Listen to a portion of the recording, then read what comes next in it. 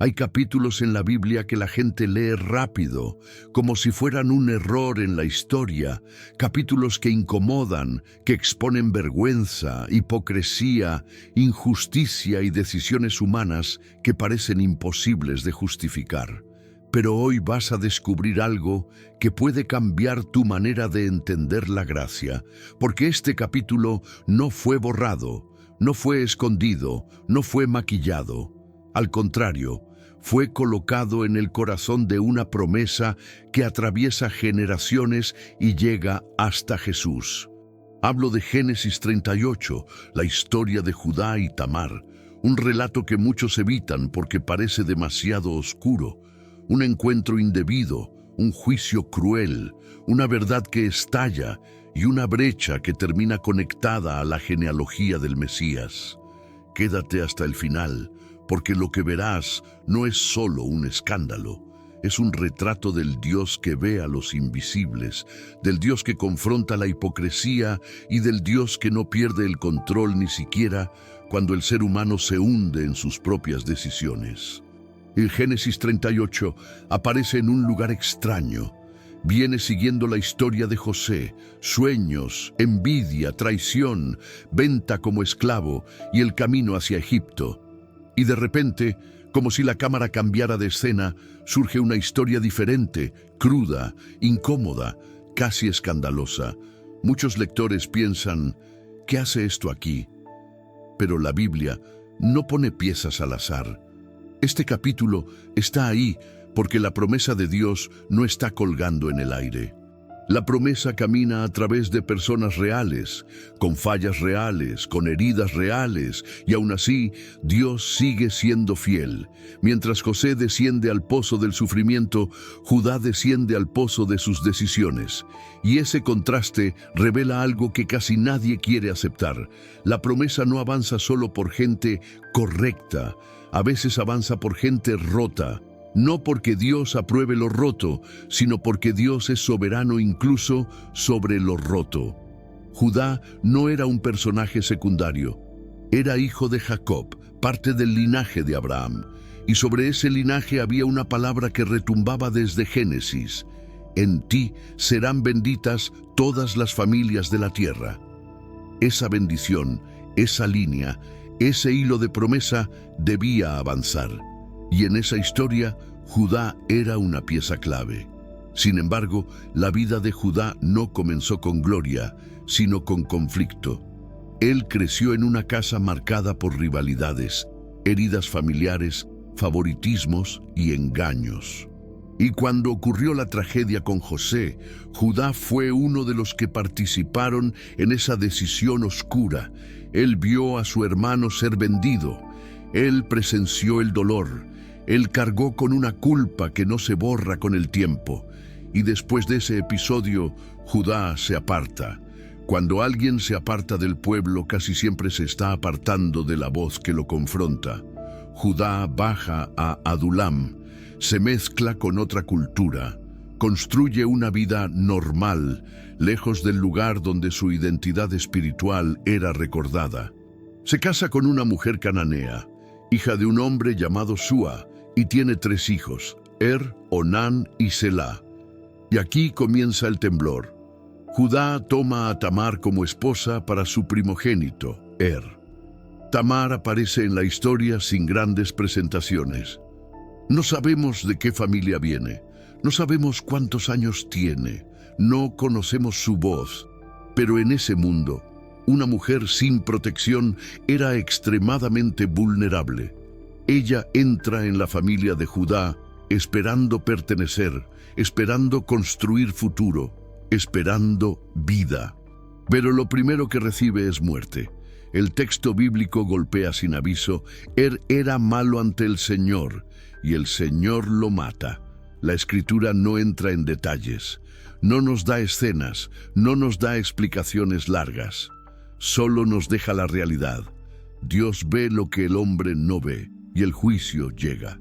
Tamar queda viuda, sin hijo, sin protección. Y esto no era solo tristeza, era peligro. En aquel contexto, una viuda sin descendencia podía quedar al margen de todo. Podía ser olvidada, despreciada, señalada. Su futuro dependía de que la familia hiciera lo correcto. Y en ese mundo existía una práctica clave, el levirato. Cuando un hombre moría sin dejar descendencia, el hermano debía tomar a la viuda y levantar descendencia en nombre del difunto. No era un capricho, era supervivencia.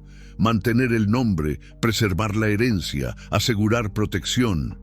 No era solo un asunto privado, era justicia social dentro del pacto del pueblo. Entonces, Judá dice a Onán, cumple tu deber. Onán acepta, pero en realidad no acepta. Se acerca a Tamar, pero evita darle lo que ella necesita. La usa y le niega futuro. El texto deja claro que lo que Onán hace es maldad ante Dios. No es solo un asunto íntimo, no es solo un pecado privado. Es injusticia, es egoísmo, es violencia silenciosa y el Señor lo mata también. 2 hijos muertos, 2 señales, 2 advertencias. Y la pregunta es, ¿qué aprende Judá? Aquí aparece uno de los pecados más comunes del corazón humano. En vez de humillarse, busca un culpable. En vez de arrepentirse, sospecha. En vez de mirar hacia arriba, acusa hacia los lados. Y su mirada cae sobre Tamar. Tamar queda doblemente viuda, y en un mundo donde la seguridad de la mujer estaba ligada al clan y a la descendencia, eso era casi una sentencia lenta. Judá tiene un tercer hijo, Selá, y en teoría, Selá debería tomar a Tamar cuando creciera. Eso era lo justo, eso era lo correcto, eso era lo esperado. Pero Judá tiene miedo de perder también a Selá, miedo de que esa cadena de muerte se repita, miedo de lo que no entiende, y en vez de buscar a Dios, en vez de examinar el corazón de sus hijos, en vez de confrontar su casa, Judá elige el camino fácil, apartar a Tamar. Le dice, vuelve a casa de tu padre, quédate como viuda hasta que Selá crezca. Suena justo, suena prudente, suena como una pausa, pero no lo fue. Era una promesa para ganar tiempo, una forma elegante de abandonar a alguien. Tamar vuelve, se viste de luto, espera, día tras día, mes tras mes, año tras año, y el tiempo, que siempre revela lo que estaba escondido, confirma la verdad. Selá crece, y Judá no cumple. Tamar descubre una realidad amarga. Ella fue descartada. Y aquí es donde esta historia se vuelve incómoda, porque obliga al lector a ponerse en un lugar que no quiere, el lugar del vulnerable. Tamar en su mundo casi no tenía opciones, no tenía tribunales como los entendemos hoy, no tenía derechos legales modernos, no tenía una voz pública que pudiera gritar y ser escuchada. Su vida estaba atada a promesas ajenas y esa promesa fue rota. Tamar entonces queda en un limbo, no es libre para rehacer su vida porque está bajo la expectativa de Selá. Pero tampoco es honrada en esa expectativa, está atrapada, y el silencio se vuelve una prisión. El luto se vuelve uniforme. La espera se vuelve desgaste, pero aquí hay una verdad que atraviesa toda la Escritura. Cuando los hombres rompen pactos, Dios no rompe los suyos. Cuando la justicia humana falla, Dios no deja de ver. Cuando el sistema abandona, Dios no se distrae. Y eso no significa que Dios apruebe todo lo que ocurre. Significa que Dios sigue siendo el Dios que juzga, confronta, preserva y redime. La esposa de Judá muere. Judá guarda luto. Y después de un tiempo, sube a Timná para trasquilar ovejas. Va con su amigo Hira, y Tamar escucha la noticia. Algo despierta dentro de ella. No es alegría, no es venganza, es una mezcla de dolor, urgencia y conciencia. Tamar entiende, si no hace nada, su historia termina en olvido. Su vida será una nota al margen. Sus años serán desperdiciados por la cobardía de otro. Y aquí viene la decisión que incomoda. Tamar se quita las vestiduras de viuda, cubre su rostro y se coloca en el camino. Esto, para muchos, suena inmediatamente como pecado. Y es cierto, Lo que ocurrirá está envuelto en una trama moralmente problemática, pero la Biblia no lo presenta como una heroína perfecta ni como una villana simple. La Biblia presenta un cuadro humano: injusticia, deseo, culpa, silencio, presión cultural y decisiones en la frontera. Tamar sabe cómo será interpretada, sabe que la van a señalar, sabe que su nombre puede quedar marcado, pero también sabe que Judá le negó lo que era justo. Y en su mente hay una pregunta que arde: ¿quién va a responder por lo que se me debe? Judá camina hacia Timná. Está vulnerable, dolido por la pérdida, distraído.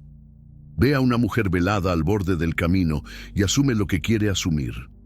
Se acerca sin discernimiento y le dice: déjame estar contigo. Él cree que es una prostituta. Aquí la historia expone a Judá, porque el problema no es solo que confundió. El problema es que en ese momento Judá está dispuesto a usar a alguien. Está dispuesto a comprar placer y seguir su camino. Está dispuesto a actuar sin temor. Cuando un hombre se aleja de Dios, se acostumbra a ver personas como objetos, y eso es una caída lenta, silenciosa, peligrosa. Tamar no responde con emoción, responde con inteligencia. ¿Qué me darás? Judá promete un cabrito del rebaño. Pero Tamar sabe algo que mucha gente aprende tarde. Las promesas sin garantía se rompen con facilidad. Ella ya fue víctima de promesas vacías. Ya fue abandonada por palabras bonitas. Entonces Tamar pide una prueba. Dame tu sello, tu cordón y tu bastón. En ese mundo eran artículos de identidad. Eran como una firma. El sello marcaba autoridad, nombre, pertenencia. El cordón lo sostenía. El bastón era personal. Era una evidencia imposible de negar. Judá entrega todo. Y el texto dice, sin romanticismo, él se une a ella, y ella concibe. No hay música, no hay justificación, no hay excusas, hay realidad. Hay un acto que nace de deseo y de desesperación dentro de una trama de injusticia. Luego Tamar se levanta, se va, se cambia y vuelve a vestir luto. Ella desaparece, no hace espectáculo, no busca atención. Ella vuelve al silencio, pero ahora con una verdad dentro del vientre y una prueba en las manos. Judá manda el cabrito por medio de su amigo para recuperar sus cosas. Pero la mujer no aparece. Los hombres del lugar dicen: aquí no hubo ninguna prostituta. Judá se siente humillado y toma una decisión que muchos toman cuando la vergüenza se acerca: callar. Prefiere el silencio antes que la exposición. Prefiere enterrar el asunto, prefiere que el tiempo borre la escena. Pero los pecados enterrados no se quedan enterrados para siempre. La verdad tiene paciencia. La verdad no necesita correr. La verdad solo necesita un momento para estallar. Pasan 3 meses. Tamar está embarazada. Y el rumor llega a Judá como una piedra. Tamar, tu nuera, se ha prostituido y está embarazada. Ahora mira la reacción de Judá. Esto es clave. Judá no pregunta. Judá no investiga. Judá no se examina. Judá no recuerda su propia sombra. Reacciona como juez moral y dicta sentencia: sáquenla y que sea quemada. Génesis 38:24 registra esa frase con crudeza. En el mundo antiguo, la vergüenza pública podía convertirse en violencia. Y Judá, el hombre que quebró su palabra, el hombre que abandonó, el hombre que se unió con quien creyó prostituta, ahora pretende ser el guardián de la moral. Esa es la hipocresía. El pecado escondido se transforma en crueldad hacia el otro. Tamar es llevada al lugar del juicio, al borde de la muerte. La escena es tensa. La injusticia parece tener la última palabra, y aquí Tamar hace algo que revela una inteligencia fría y al mismo tiempo una valentía que nace de la supervivencia. Ella no se defiende con discursos, no suplica, no grita, No acusa a Judá en público con frases explosivas. Ella hace algo más poderoso. Coloca la prueba delante de él.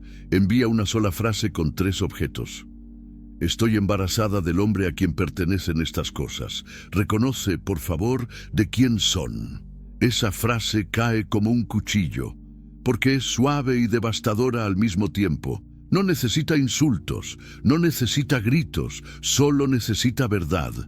Judá mira el sello, mira el cordón, mira el bastón. Y entiende, todo lo escondido sale a la luz. El juez es culpable, el acusador es padre, el que iba a condenar es quien queda expuesto. Y aquí ocurre algo rarísimo. Judá no inventa otra mentira. Judá no intenta matar a Tamar para silenciarla. Judá no manipula la historia. Por primera vez Judá se quiebra y dice, ella es más justa que yo. Génesis 38:26 registra esa confesión. Y esto es importante. Esa frase no dice que Tamar sea moralmente perfecta. Dice que Judá fue injusto, cobarde, infiel a su promesa, y ella, en su desesperación, buscó el derecho que él le negó. Judá reconoce su culpa, porque no la di a Selá, a mi hijo. Esa confesión cambia el rumbo. La injusticia no vence. Tamar no muere. La verdad corta el camino de la violencia. Y Judá, humillado, comienza un proceso de transformación. Porque el arrepentimiento verdadero no es solo decir, me equivoqué. Es aceptar la exposición, es abandonar la máscara.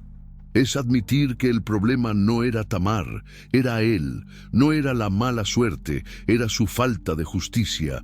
No era el destino, era su cobardía. Y aquí el relato bíblico hace algo sorprendente. No se queda solo en el escándalo. Avanza hacia la vida, avanza hacia la continuidad.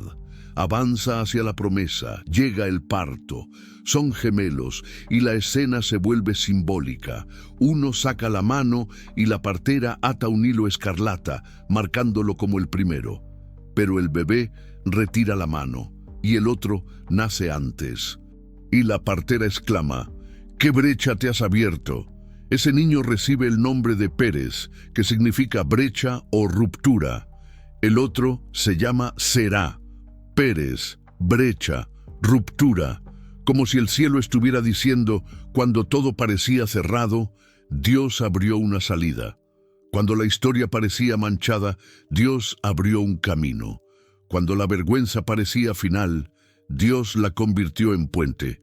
Y aquí está el impacto que deja sin respiración. Pérez entra en la línea que llevaría a David y finalmente a Jesús. La promesa siguió. No por mérito humano, sino por soberanía divina. Si tú fueras a escribir la historia, borrarías este capítulo. Si tú fueras a construir una imagen perfecta del Mesías, limpiarías el árbol genealógico. Tú eliminarías los nombres incómodos. Tú esconderías los episodios vergonzosos. Tú harías una genealogía bonita. Pero Dios no lo hace.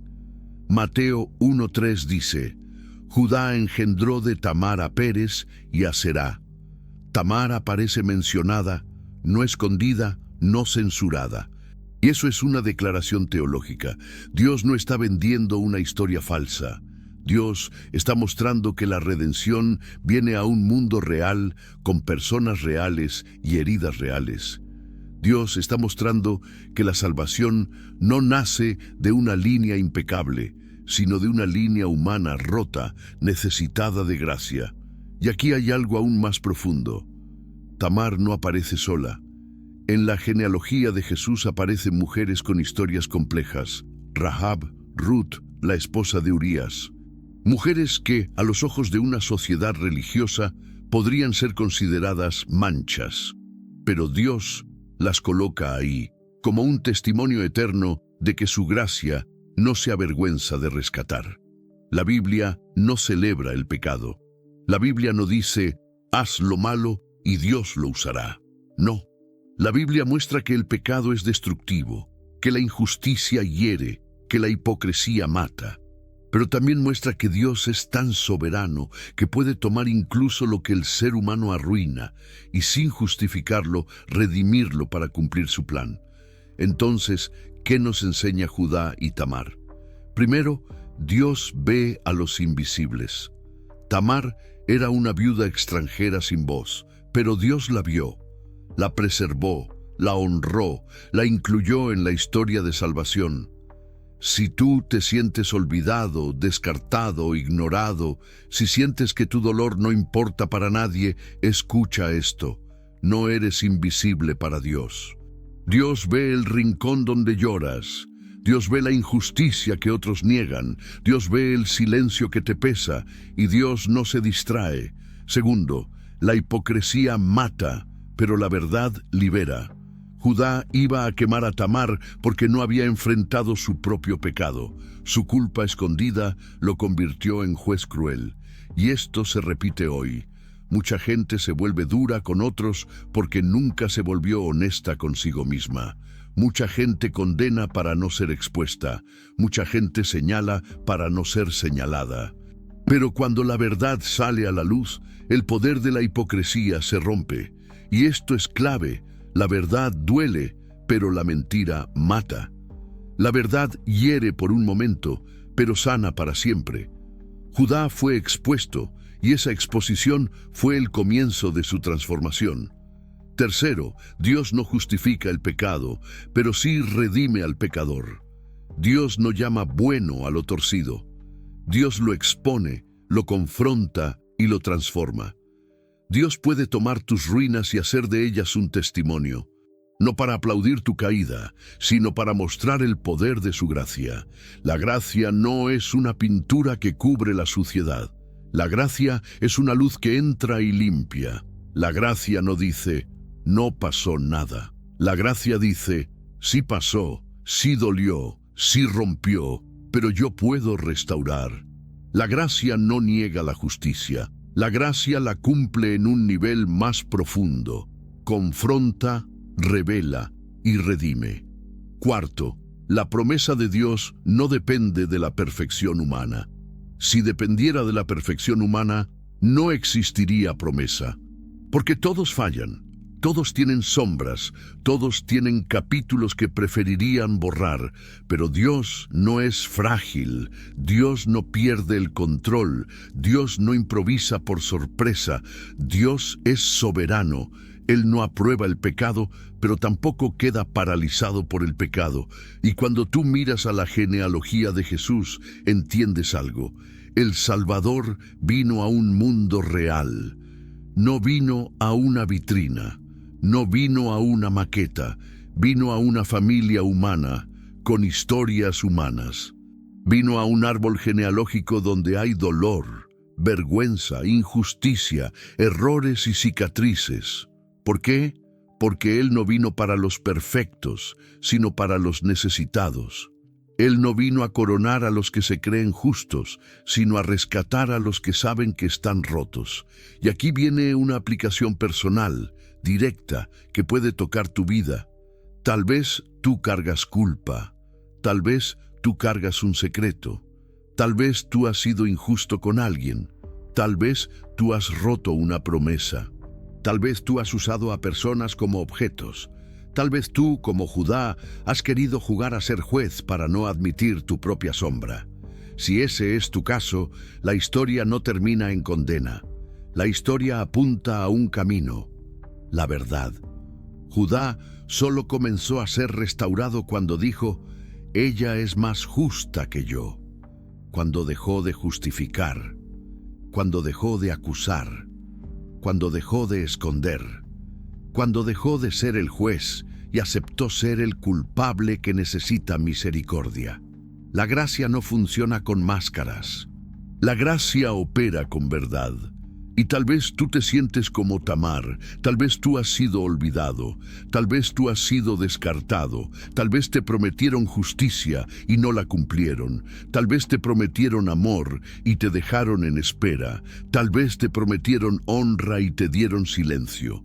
Tal vez tú has sido invisible para los hombres, y el mensaje de esta historia es, Dios te ve, Dios no está ciego, Dios no está lejos, y Dios no permite que la injusticia sea eterna. Eso no significa que todo se resuelva rápido. Tamar esperó años, Tamar cargó luto, Tamar soportó el silencio, pero el capítulo muestra que Dios no estaba ausente, Dios estaba trabajando en lo oculto, y cuando llegó el momento, la verdad salió a la luz. Y aquí es donde Romanos 8:28 encaja como una llave.